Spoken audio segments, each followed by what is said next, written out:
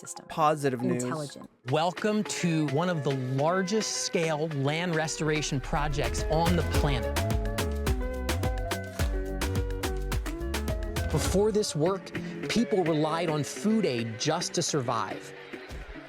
But 10 years ago, a vast barren wasteland began to transform, and now 500,000 people are feeding themselves from this land. So could this work be the key to ending hunger in Africa and beyond? Let's find out. I'm traveling in the Sahel of Africa with the largest humanitarian agency on Earth, the United Nations World Food Program, the first responders to hunger in war zones and disasters. But what I came here to see is the mind-blowing work they're doing to actually solve hunger by fixing the underlying problem. Because when soils blow away and the land desertifies, people can't feed themselves. But what I'm witnessing here is the repair of soils and water across Africa at a scale that I never imagined possible. This is Africa's Great Green Wall, where a massive strip of trees is being planted across the continent to hold back the Sahara Desert. But the thing is, these places I went to are not places that just anyone can visit. Access is tightly controlled. But the WFP works wherever there's hunger in the world. So they invited me along on this mission to tell this critical story that almost no one knows about. And in this 4-part series, I'm explaining the details of some of the most important work of our time. You know what would look nice here? Just a giant Amazon factory. Or just a warehouse. Or even a data center. I think that would look absolutely beautiful there. None of this green grass, you know, that's woke. I don't need that. Unnecessary. We are here in Niger, Africa, known as Niger. In this nearly 5-square-mile block of land restoration, 5 different villages planted about 100,000 trees, put in about 20 tons of grass seed, and we can see the land is starting to come back to life. But will the plants survive? The key is to make sure they get enough water. But that's not easy to do in a desert because this region has what's called the drought flood cycle. We have 9 dry months. The land becomes parched, and when the rains finally do come, the rain can't soak in, and it rushes down and it creates flooding in lowlands. But in the Sahel, we find an age-old water harvesting structure called the half moon. This simple structure has all of this capacity to store this water and hold this water until the water soaks down into the ground. There are a lot of different variations on these half-moon structures. If you apply this to like your gardening, plant stuff, it changes a lot. I did not a half moon structure, but it's just like a divot around the plant, runs like a cucumber I have, and it saves so much water. Structures, and which one you choose depends on what your end goal is. Are you creating a forest, or a grassland, or a millet growing area? And how well do the soils hold or drain water? But the basic idea is that the half moon's laid out on contour and it's dug so it intercepts the water flowing down slope during heavy rains. There are deep pits dug inside and outside of the half moon called zai pits, which collect organic matter that blows or flows into the pits, and ultimately they allow for the deep soakage of rainwater into the ground. Oftentimes a tree is planted, as well as grasses and other seeds that germinate with the rains. Birds and wind bring in more seeds, and the half moon becomes a concentration point for water, nutrients, plants, and animals. The ecosystem grows and life returns. It's astoundingly simple, but how does it work in practice? This site is just 1 year old, and this site is the same design, but 8 years old. We've got the rows of half moons with the trees planted in them, and now the trees are growing up. They're beginning to form a canopy over the ground. We see the grasses, we see the ground covered, and even now, we have water in these half moons. So here you see this half moon This is still the water at this stage, still harvesting a lot of water. And it looks clean. Like, you think these be like puddles of mosquitoes and stuff? It probably are. But for it being in an open area puddle, isn't that bad. You have different local species and a lot of grasses. It's good animal feed. This shade, this temperature, you already have 5 to 8 degrees less compared to the places that are without treatment. This is one of the best ways to improve food security, because at the end of the day, this is a food basket in the making, but also nourish the land that nourishes people.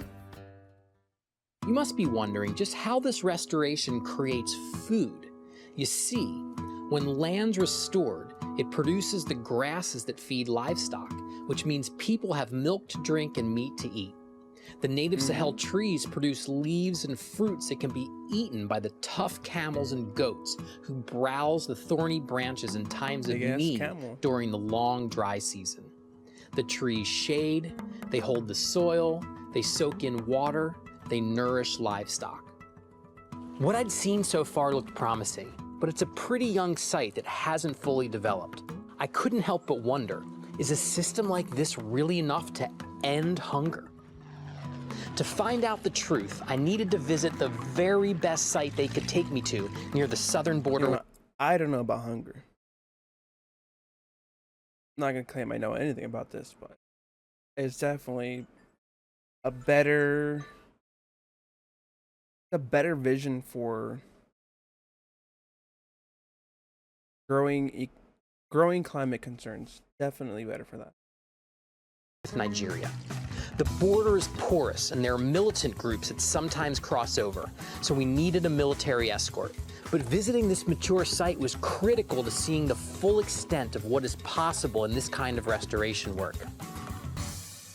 What you see behind me was once a barren wasteland with compacted hardpan where the water was rushing quickly off, not soaking in, no organic matter, no plants, no trees, and now we see a dramatic transformation of this landscape.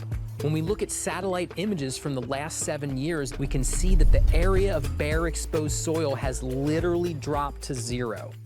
Wow. This land has fully recovered its capacity to hold water and grow biodiversity. And that means the potential for growing food is huge. That is so clear that the government of Niger is all That's fucking wild. The fact that you can see it from space, and like it didn't even take that long.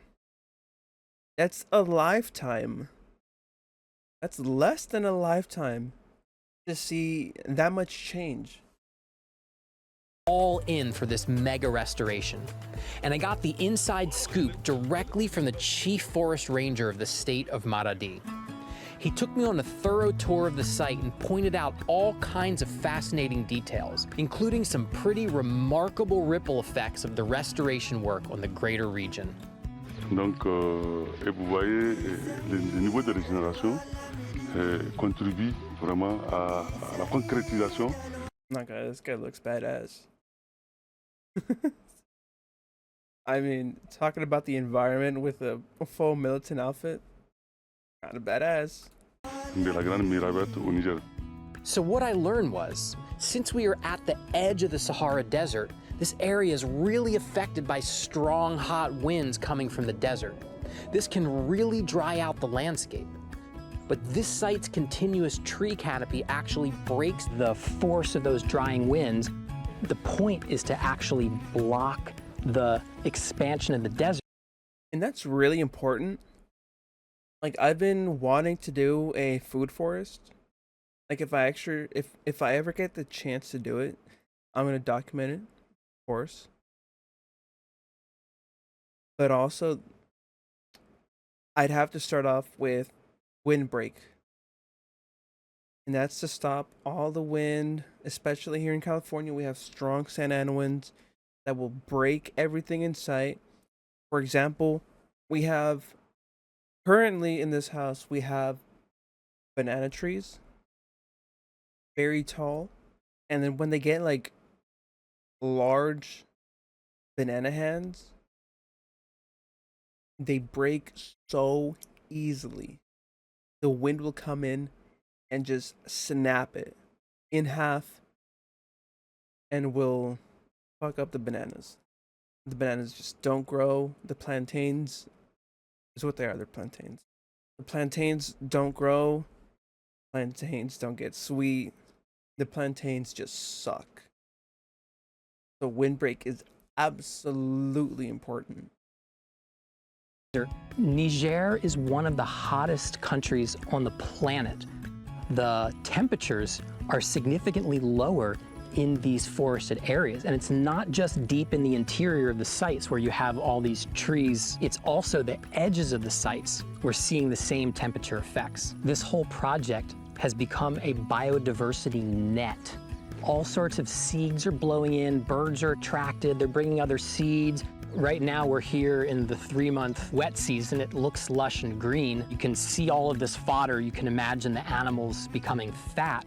But the critical function of this system is really in the dry season. 9 months of the year, this is dry, when there's just not a lot out there. So this diverse perennial polyculture here provides types of foods that can be harvested in the dry season.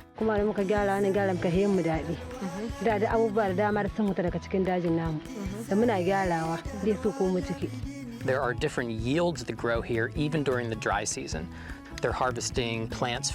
By the way, can I add? She has a beautiful color shawl, scarf, whatever it is. Beautiful color. For culinary purposes, for medicinal purposes. We think of the Great Green Wall as stopping the expansion of the Sahara Desert, but it's actually so much more than that. The Great Green Wall is actually rebuilding the ecological matrix of a region. And when we start to see the effects at scale, like this large site and the 528 other Great Green Wall sites in Niger, we actually see the restoration of the ecological fabric of this region. Just within this 800-hectare site, there are 3 million cubic meters of water that have soaked into the ground here instead of running off. And 15% of that water is actually soaking into the deep aquifer and regenerating the permanent water table. The actual effects on people's lives is a very tangible thing. We traveled to a new garden in the nearby village to see the real-life effects of a regenerated water table. Over time, the water table has risen, and there's water available, allowing for production pretty much to take place all year round. In this area where we are, this is... If you saw how soft that soil was, that is amazing soil. Especially for it being in a desert. He didn't even have to put that much strength into that strike. He just picked up a bunch of dirt. That is beautiful for growing food in. Just a 1.5 hectare market garden site, one of 9. Communities here are now able to produce crops in these gardens because they're pumping water from the ground, water that has been improved from the rising water table due to the restoration activities that have taken place elsewhere. Before this activity, 9 out of every 10 children that were tested were malnourished. What we saw earlier in the market garden, the community is able to produce a variety of diverse nutritious foods, including vegetables and fruits, which are then also used in their local diets, contributing to a better nutrition for the community and lessening malnutrition for their children and for themselves. Over the last 5 years in Niger, an average of 3 million people per year were food insecure and needed food aid. But in that same time period, these resilience projects have gotten 500,000 people off of long-term food assistance. By the way, he said resilience, and that reminds me of how much the West has caused the issue in the first place. That's all I'm going to say. Let that sink in for a minute. 500,000 people are being fed from the 528 resilience projects in Niger. So this is obviously working on a lot of levels. But the big question is, how do we scale this up to the place where it can actually end regional hunger? In Niger, in the last 10 years, the World Food Program with the government and partners have restored about 300,000 hectares. When you do this type of land treatment, you're actually helping areas downstream because this water is soaking in. Then you also get this incredible wind protection effect. So for every hectare that you restore, you actually affect 3 times that amount of land. So the 300,000 hectares really is more like 900,000 hectares. Now, Niger is a huge country. The Sahel is a massive area. So this is still just a fragment of what needs to happen here, right? We're beginning to see a scale of solution that matches the scale of the problem. Walking through this, you can imagine that you're walking through the Great Green Wall. The Great Green Wall is the possibility of transforming desert lands, degraded lands into food baskets. Now the vision is how we can collectively put all hands on deck and make this regeneration in sub-Saharan Africa, in the Sahel, in Niger, an unprecedented game changer. The World Food Program supports these projects in a lot of ways, including equipment, training, food, and That's aura. Wait, go back. these projects in a lot of ways. That's aura. Do that. Including equipment, No training, hands. food, and money for the people doing the work. This helps to stabilize the community while growing their natural resources. We can do this together with our partners. The government of Niger, they have taken resilience as their strong vision to transform rural areas in the country. This is very important within the context of Niger in terms of the concept of the land becoming the nourishing mother of the population. Nous avons voulu, en tout cas, que nos actions rentrent dans le cadre donc, de ces actions de la Grande Rivière Verte. It's basically saying that as WFP, we need to recognize that we can play a catalyst role. Dude, that soil is hard as concrete. Just by the texture alone, it is the same as punching concrete or asphalt.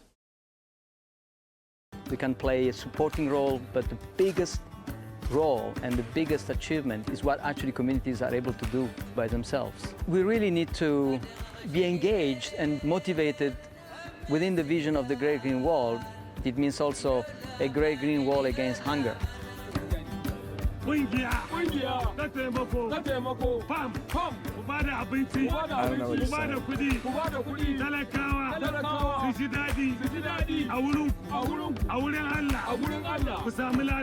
I don't know what he's saying. I'm assuming he says peace to everyone, peace and love, and up to the Great Green Wall. Oh, that's awesome. I think that's enough. Not news coverage, but yapping.